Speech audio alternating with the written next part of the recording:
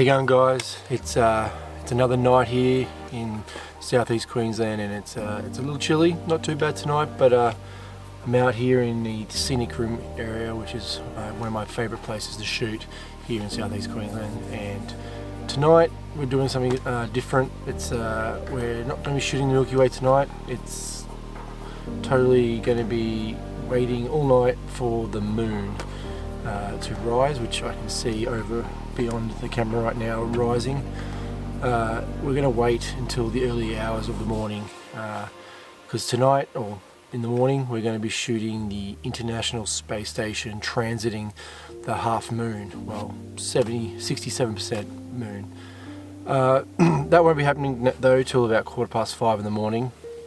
I've been waiting for this to happen now for a solid month, so now's the time we're going to do it. And I've also made the decision that I will also sort of make this a bit of a tutorial video on how to shoot the space station transiting the moon, and I'll take you through how I go plan the shot, what apps and websites I use to help with the calculations and where to be and where the space station will be, and at what time, and yeah, so there's a few different places on websites and apps I use, and then essentially after you've done all that sort of research and planning, it comes down to luck.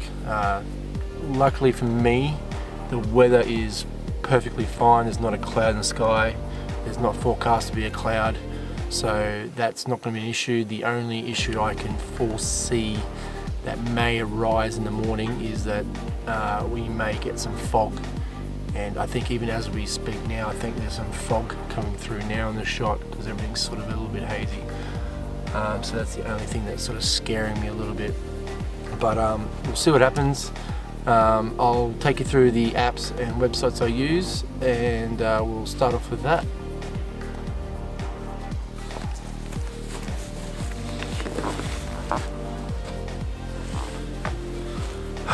Okay, alright guys, we're going to go through a couple of the apps and also a website that I use to calculate the space station when I want to shoot it in front of the moon. So we'll jump straight into it. I'm just going to take you through, if you look, you'll be looking onto my phone screen, and this is how I sort of can sit back and plan this shot in advance. So we'll open up my browser and transitfinder.com. That is the main website I use, and it tells me all the different transits of the space station, when it's going to happen, and where. So on this main screen, when you first open it up, it gives you your location coordinates where you are. It also gives you the date of the when the sort of the date window, I should say. So 23rd of July, which is today, all the way through to the next month, 23rd. I've set a travel distance of, as a 100 kilometer distance maximum for me to travel, and if I push calculate, it will now calculate how many transits within that 100 kilometer radius is going to happen the next month. The first one that's tomorrow morning's. It's in red because it's telling me that where I am right now, there's going to be a transit, so that's why it's highlighted in red. It gives you star ratings on other ones. You've got a couple of solar ones there, and it looks like a couple of lunars coming up in the next month for this area. You may just have to travel just a little bit further, being the 100 kilometer radius. But what we'll do is we'll click on more information now for tomorrow's one, and it will tell us the date, time. So time is 5:15 in the morning and 45 seconds. And if you go down to the bottom of the red writing, it does say there that the International Space Station will be illuminated. So that's illuminated in front of the moon. That's not indicating illuminated in the sky. Just as it passes the moon, it will be illuminated. So that's the main sort of part of my planning of how to shoot the space station. Though before I move on, we've got one little extra little bit of information there. Transit duration, so 0.63 seconds. So it's telling me how long it's going to be transiting the moon. So at 0.63 seconds, that's pretty fast. As you know, the space station does travel over 27,000 kilometers per hour, so it does circumnavigate the world. I think it's about 16 times a day. But yeah, so that's the main part. I use this website. It gives me my location, time and date of where I need to be to get the shot. Now I use other apps to figure out other parts, so we'll move on and I'll show you those apps. Okay, so the next app I'll show you will be called, if I can open that up, there we go. So we'll go to ISS Detector. So this is it's definitely an iOS app. I'm not sure if it's on Android, so I should probably warn you now that I'm not sure what apps aren't on each phone or each device across the platform. So this is what I've got on my iPhone. Up the top there, 24th, which is tomorrow, the ISS is going to be visible. So this is just telling you when it's going to be visible. It's not telling you anything about transits or anything like that. This is just so you can tell you where it's going to be up in the sky from your location. It's highlighted in green, which is giving you the full go-ahead that it's going to be a really good visible sighting of the space station at a bright -3.5, so it's going to be super bright in the sky. So if you keep that in mind from our illuminated space station in front of the moon, this is also going to be super bright in the sky as it goes across the sky past the moon. So tomorrow mornings, if all goes well, should be pretty easy to shoot because we're going to see it clearly coming in from afar as it reaches towards the moon. So it's going to give me enough time to know when to start taking photos and get that shot.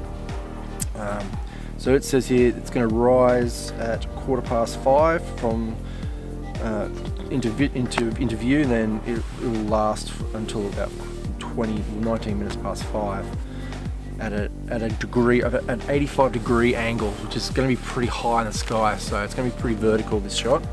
But I'll tap this icon. So it's got your start time there, duration of 5 minutes and 1 second. It's got your start elevation and max elevation. But start direction, northwest. So it's going to start in the northwest, and then it's going to come straight overhead past the moon and then end over in the southeast. You can see a little map there. If I push this little icon in the far right hand corner of the map, it will zoom me in and I can go across to Australia, and there we are. It picks me up there. So it starts in the northwest and it will zip to the right corner. So it's going to be, it's not going to be visible in the far distance. It's going to come out of shadow about halfway up the coast of Queensland and then come across over top of me, then head off over out into the ocean. So yeah, so it's going to be visible in, well, as I'm recording this, in 5 hours and 52 minutes up there on the top left hand screen. But that's another app I use to see if it's going to be illuminated in the sky to help me get the shot. But yeah, I will show you a couple more apps. We'll move on. Okay, so another app I like to use, we'll open up, is called Clear Outside. Now this is a app, I think, across multi-platforms. It's also, I think you can actually search it on your computer, but if I use my current location, it will use GPS coordinates to find where I am. Give that a second to load. It's not the fastest app in the world, but this can be used in any sort of photography, any of your astro. As the name suggests, clear outside. It's going to tell you when it's clear. At the top there, you got your date, tells you your sunrise and sunsets, and you got your moonrise, moonset. Currently it's 72% illuminated. Well, I think that was yesterday / tonight. Then time, so you get your 24-hour time. It's all green, so green means good. So if it was going to be cloudy, if I scrub through, there we go, we've got some reds there and some oranges. It tells you cloud cover as well, which is great. But as you can see there is a ISS, so it even tells you if there was going to be a space station sighting, which is awesome. And heaps of other stuff. You got temperatures and frost and wind and fog, and it tells you all sorts of things. It's not 100% accurate. You do sort of you know, take it with a grain of salt, but it sort of helps you plan where it's going to be good and where the clouds may be and how they're going to be hanging around for long or not, or if they're going to blow in a bit later on in the night. But also it tells you the Bortle class up the top there as well, and we're currently in a class 2 Bortle, which is, for these parts being so close to a capital city, is pretty dark, so that's why I love it out here in the scenic rim. But that's clear outside, and that also helps me with making sure that the weather's good.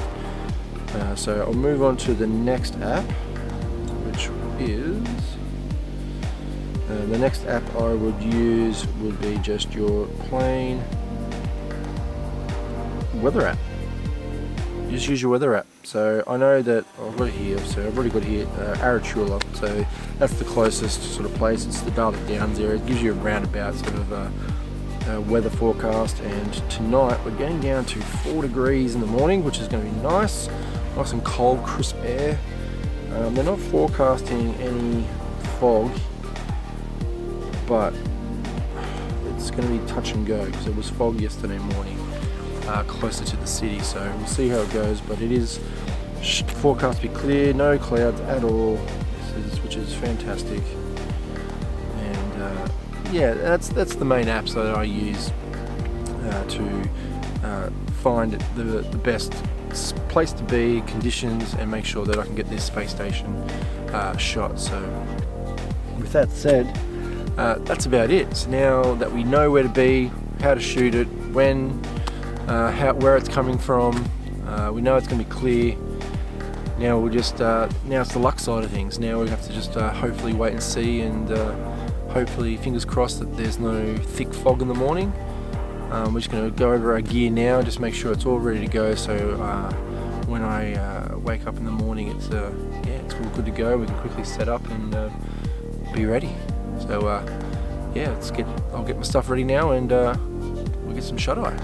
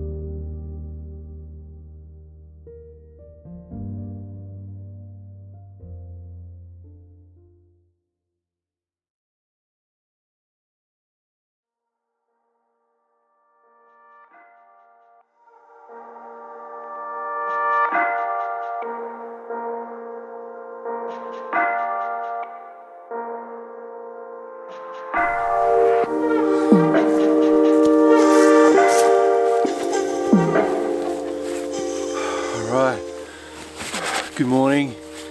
It's really cold. Temperature's plummeted. It's like 2 degrees at the moment. It could be colder. It's all set up. It's taking me a little while. We're not far away now. We're about just over 20 minutes, 25 minutes until the space station appears and is going to transit the moon. Now, things to make sure you get done. So this is why I've gotten up about an hour before transit. I've had to set up my gear. This is probably more gear than what anyone normally is going to set up. I've had to set up a camera that's filming. I've got also another camera that's going to be videoing the moon. But I've also got my main camera that's going to be taking the photos. I wanted plenty of time to set it all up, make sure it's all dialed in, and got my cameras in focus, it's lined up. My main camera that I've got at the moment, as I mentioned partially earlier, was my Canon 7D Mark II. Technically not mine, borrowed that from a friend. But also I borrowed the Tamron 15600, and I've also got a 1.4 converter. I'll chuck up the measurement of how much focal distance that is. Can't be bothered trying to figure that out in my head right now. But altogether, massive zoom, can get nice and close in on the moon, but still leave enough gap around the moon to see the space station enter the screen, go through the moon, and then exit out. So that should be all set up. You can see I'm on a nice angle. As mentioned earlier, we was on 87 degrees up, so we're pretty much at 12 o'clock. Behind me, you may not be able to see it, I've got my star tracker out, and I've got a Nikon P900 on that. That is now tracking the moon, so that should be okay. I should be able to leave that and let it run, and then it should just video and track the moon, and I should be able to get a good little snippet of that. But yeah, it's all set up. It's one of the main things you've got to make sure. Give yourself plenty of time, go over everything, make sure your settings are dialed in, everything's connected, and then just wait, essentially. I'll leave it there for now. Next time I'll switch the camera on, we'll be getting ready to shoot.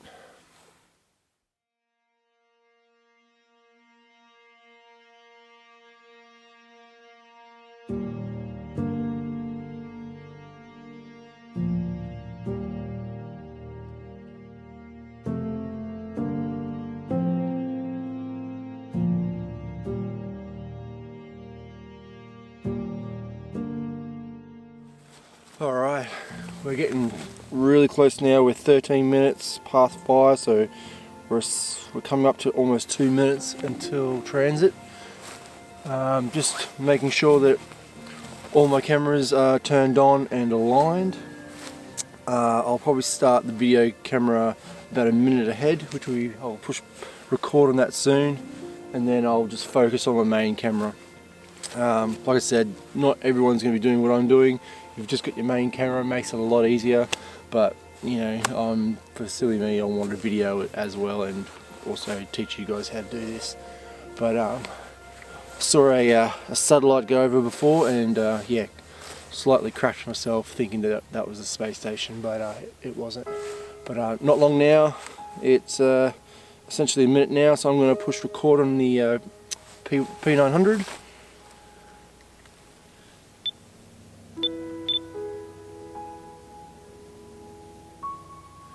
Okay, so that's going. So we'll come down here, we'll focus on this camera. Turn on live view, recompose my shot. Just triple check your focus. I can see the space station, it's coming up now. I can see it's well lit up, it's super bright. Alright guys, this is great. So you don't have to see, it's not in shadow, so you don't have to guess when it's going to cross.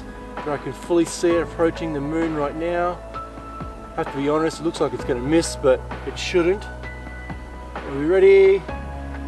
And I'm going to start taking my photos now to get my entry. Here it is, transiting the moon, dark side, straight through the guts and out through the other side. And we should be good. Now I probably took a lot more than what I needed, but there it is, space station. Straight through the moon, transit the moon, and that's how you do it. Nice and simple. So that's about it. I'm gonna leave it there. If you enjoyed this video and you want to see some more content, let us know down below in the comments. Give the video a thumbs up if you liked it. But yeah, most of all, make sure you subscribe if you want to see more. Yeah, that was fun. Until next time guys, have a good one, and see you in the next video.